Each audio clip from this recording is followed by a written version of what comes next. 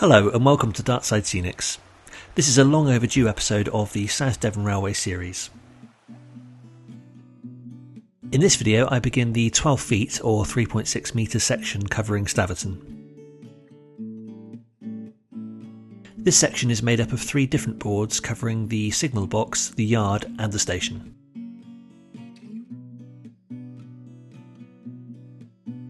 There are a number of videos in this series and I've nearly finished the Dartington section and the transitional piece which takes us into the Staverton section. It's been several months since the last video because I was distracted by some laser cutters which were sent to me for review. However, I did manage to use the machines to make some signs and some prototype buildings for the South Devon Railway project.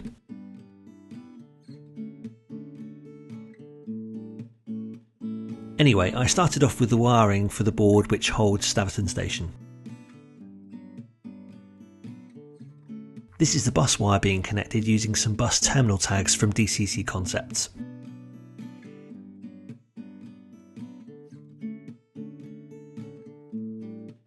And thank you to Dinmore Junction who put me onto this point motor jig from Scenic 3D. This definitely made my life easier when it came to installing the point motors. All of the track is being pinned down using gauge master pins.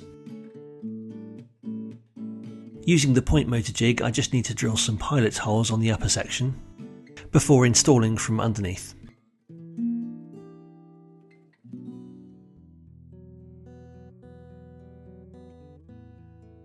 Now it's stuck in place using the self-adhesive pad, I can attach the wires. There is quite a lot of excess wire, so it just needs to be trimmed flush with the sleeper. Although the point motors are stuck in place, there is also the option to screw them to the board.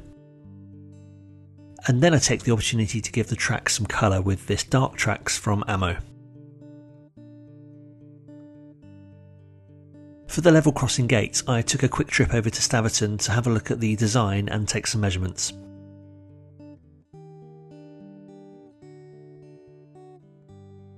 One gate is missing completely and another is in quite poor condition, but I did notice they're working on some replacements. That gave me something to work with, and although there are several kits on the market, I decided to make my own from Plastruct. When I had calculated the dimensions, I drew the design onto some graph paper.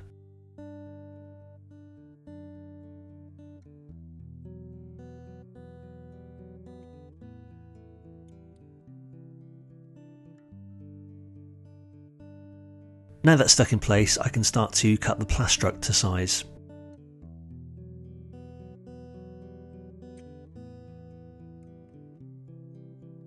It's very easy to sand, so it didn't take very long to create the curve at the top of the posts.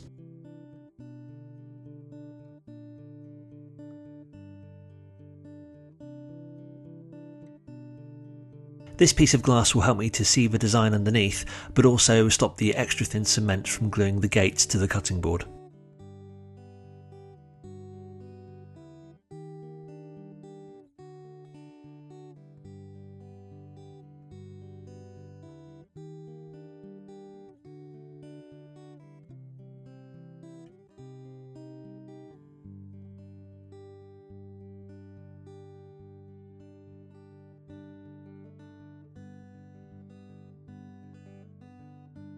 The mesh for the gate comes from a scale model scenery kit which I had from a previous project. This is cut to size by attaching it to some parcel tape and then cutting it with a very sharp scalpel.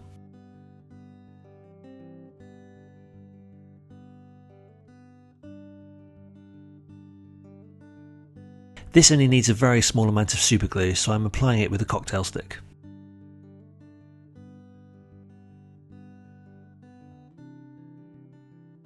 When that's set, it gets a quick coat of white paint.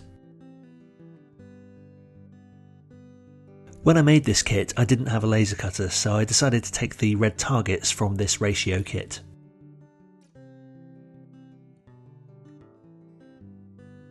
Unfortunately, these targets are too thick and large for this gate, so I will have to replace them in the future.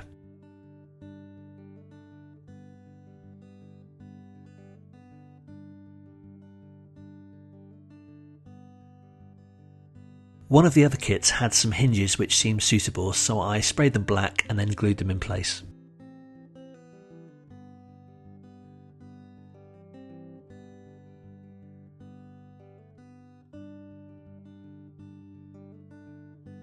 These gates need a bit more work and some weathering, but it was a good start.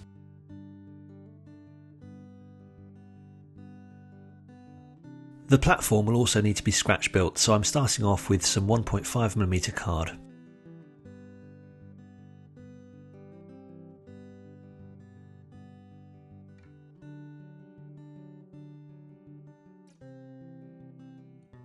As well as being the platform, this will also fit around the buffet car and the 3-station buildings.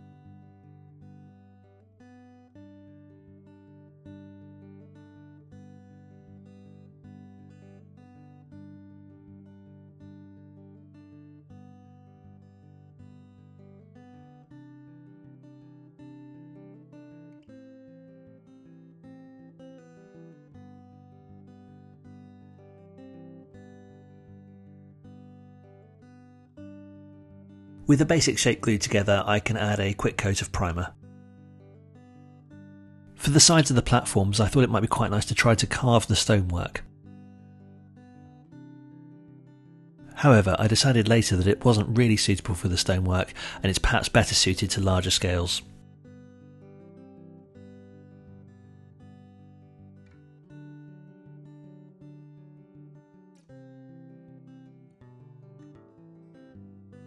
The road part of the level crossing needed to be raised, and again I couldn't really find a suitable kit, so decided to scratch build. This is just 2 pieces of rail stuck to some balsa wood.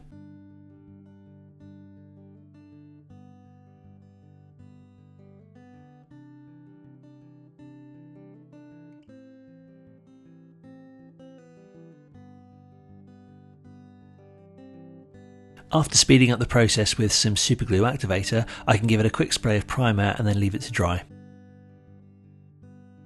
The road section is raised using some pieces of cork and some balsa wood.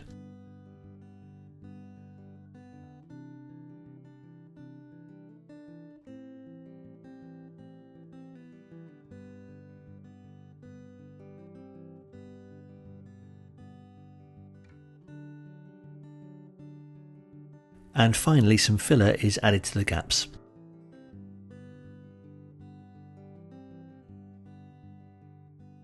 I had a station sign kit, but it wasn't quite the same as Staverton, so I decided to try to make my own. This lettering is in the Swindon font, which seemed to be a good match for Staverton.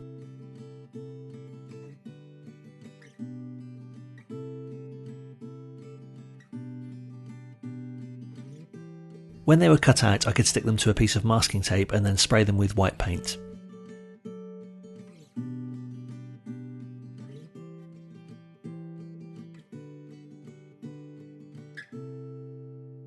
A piece of balsa wood was painted black, ready to be used for the backboard.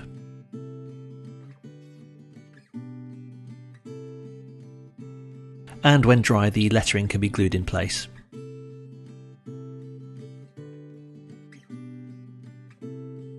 For the legs of the sign, I used this plastruct.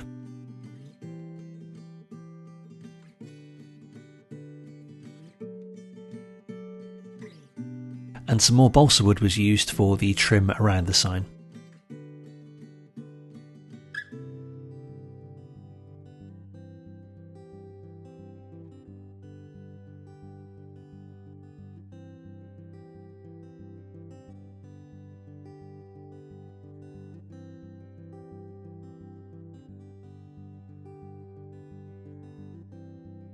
This British Rail cream from Railmat seemed to be a good fit for the legs.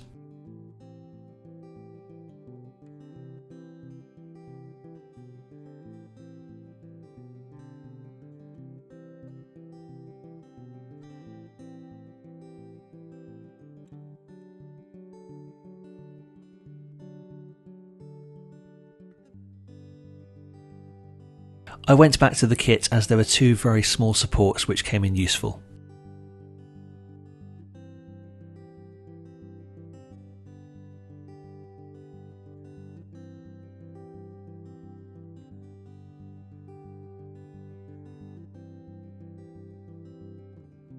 Most of this board is fairly flat, but there is some terrain to build at the front and back. This is sculptor mould, which is simply mixed with water before being added to the board. As it starts to dry, you can smooth it with your finger to create the shape you want. For the road section, I'm using Moldacine from Woodland Scenics. It seems to be quite good for making smooth, level surfaces.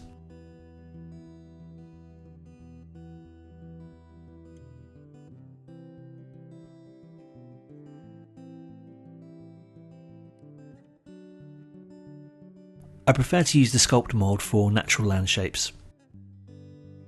I'm leaving a small unfinished section here as I've still got to decide what to do with the bridge which goes over the Leat. The sculptor mould and Moldacine takes a few days to dry properly, so that means I can move my attention to the yard. As the platform finishes, the track starts to curve away as it makes its way towards the signal box. The back of this board is the yard, and it'd be interesting to know in the comments if people think I should make a working yard or whether I should try to create an event like the South Devon Railway Beer Festival. The next step was to look at the hut behind the fence on the platform. I considered two kits for this, but as the Wills kit was slightly closer to what I needed, I decided to adapt that one. The window on the Wills kit isn't quite right, so I decided to use this laser cut version from L-Cut Creative.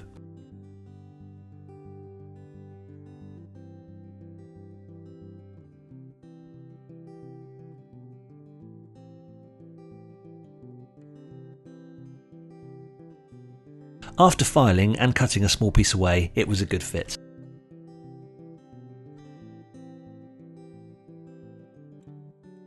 Before gluing the window frame in place, I glued a small piece of clear plastic to the back.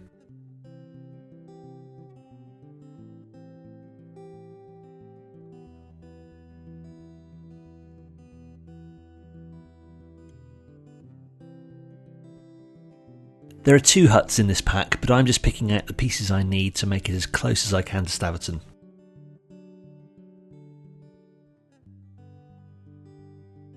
The hut is slightly too wide in its current format, so I'm just taking a small amount off the edge. And the Lego bricks are really useful to keep things square.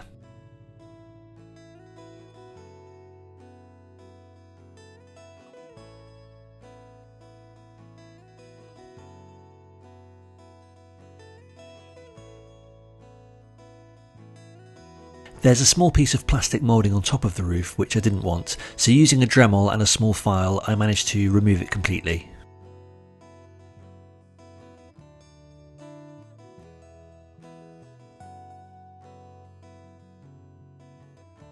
And after it was glued together, I gave it a quick coat of paint.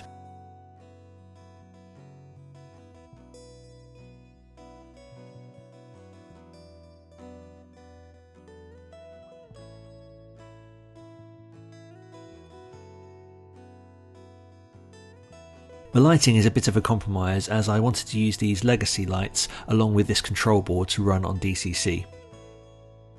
They are similar to Staverton but definitely not the same, so I thought I'd paint them up to see how they looked. This is how bright they are with a 3V battery, so I'll need to tone that down slightly when I install them.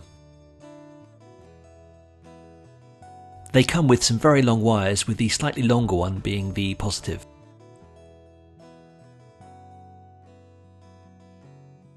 After I'd removed the pieces I didn't need, I used some scrap pieces of wood to hold the lights while I painted them.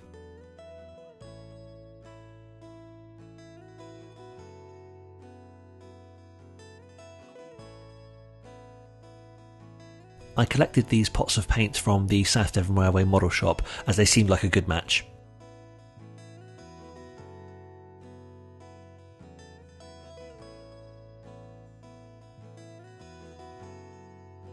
It will be interesting to see how they look when I install them, as the height is a possible issue.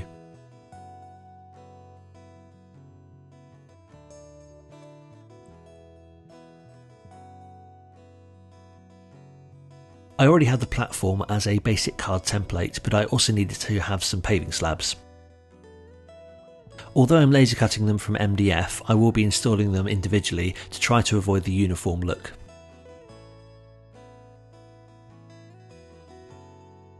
You can see here that I've also created the second part of the platform, which will be installed on board 2.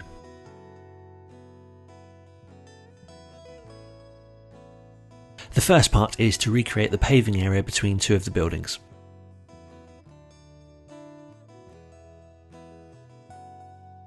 Later on, these will be painted, textured and weathered to try to make them look like the paving slabs in place. These paving slabs are for the platform edge, so I'm just sanding them down to give them a round edge. I started laying the slabs, but I realised fairly quickly that these were the wrong shape for this area.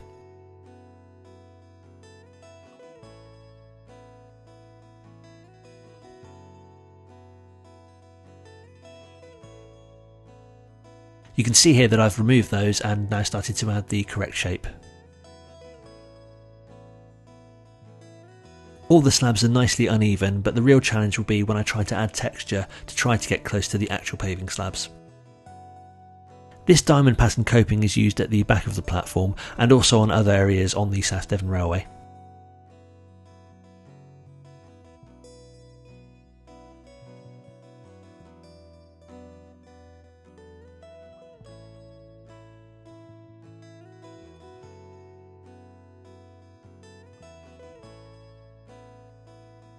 Then I cut a few pieces of MDF to bring the rest of the platform up to the same level as the paving slabs.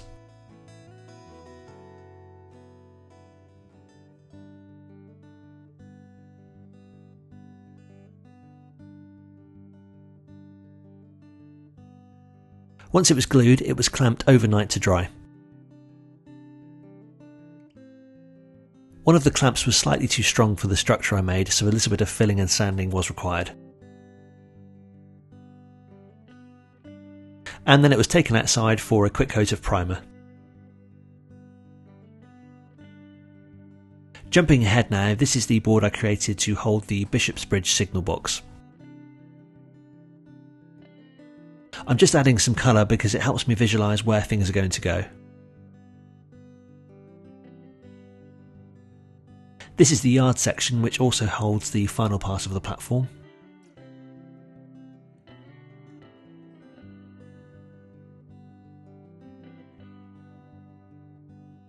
And this is the station section, which still shows the unfinished bridge over the Leat. I'm looking forward to adding some scenics and road texture to this area, but there are some other things I need to focus on first.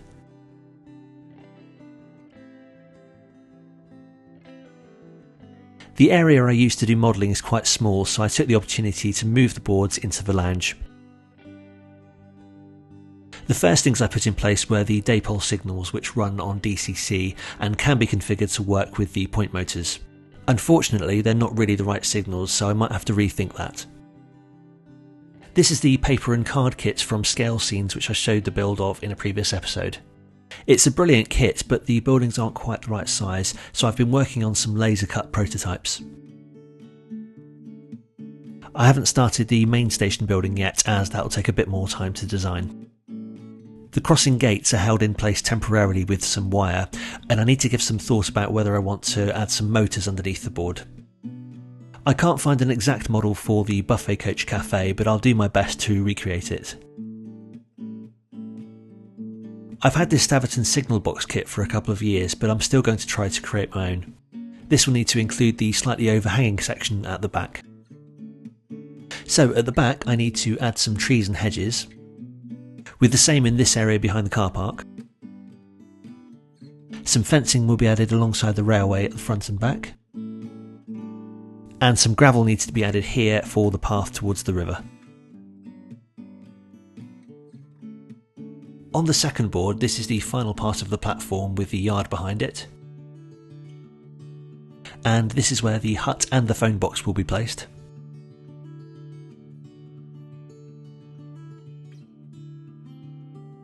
I need to drill some holes for the Staverton signs to be installed permanently.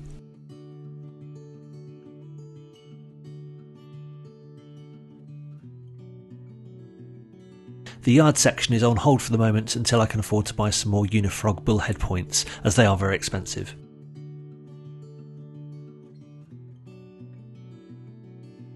While the boards were together, I took the opportunity to solder the joins.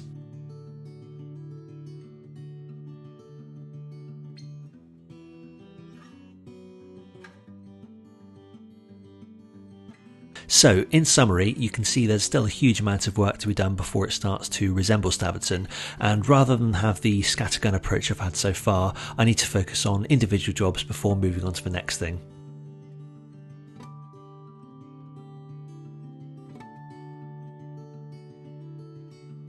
If you like the videos on this channel, please do like, subscribe and comment, as it really does help, and your support is appreciated.